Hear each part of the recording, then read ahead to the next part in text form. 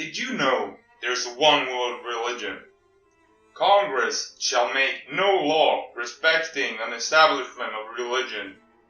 Separation of church and state is one of the most vital components of the US Constitution. If we look at the dollar bill, it reads, Novus Ordo Seclorum. It is a Latin phrase which can be translated to a new order of the ages, or, as some have translated it, a new world order, to signify a one-world government. With the formation of organizations like NATO and the European Union, this is not looking too unlikely. But what if I were to tell you that we already have a one-world religion, and it also just happens to be the New World Order? Greetings, mortals, and capital day to you all. I'm your host, Simon. Welcome back to the Library of Gnosis. Now, before I begin, I have to warn you that this video goes quite a lot deeper into human nature than my usual videos, and more than most are comfortable with. So, if you are not ready to go into the core of human existence itself, then please click off now.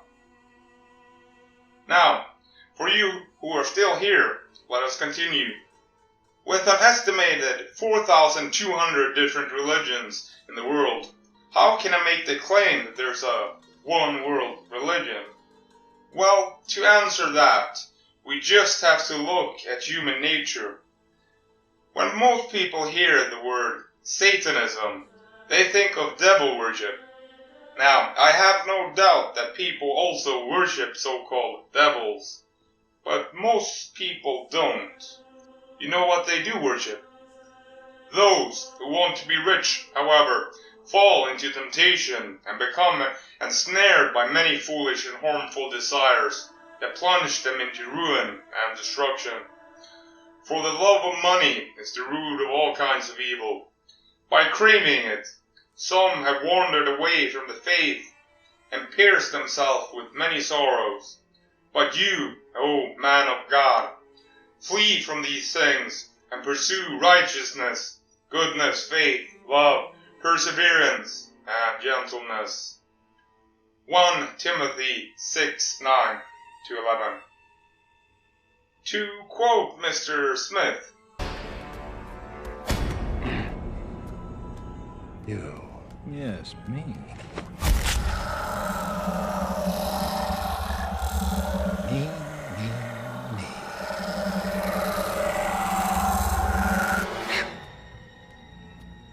Me too.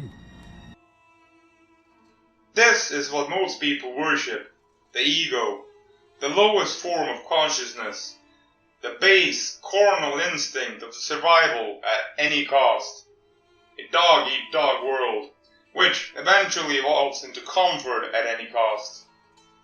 As long as they can climb up the hierarchy, they have no problem stepping on others to get there, to get rich, to get comfort, to get power over others in the pyramid.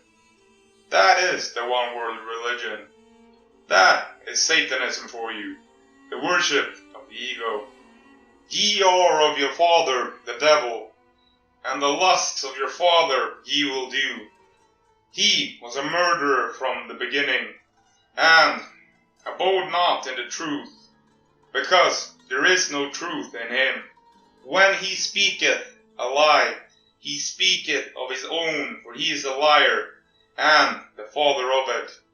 John 8:44.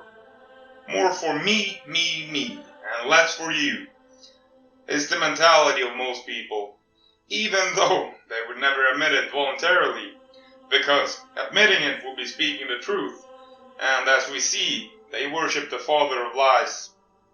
Most people seem to have the idea that everything that is wrong with the world is just because of the 1% of people at the top, while everybody else is, of course, just as innocent as brides.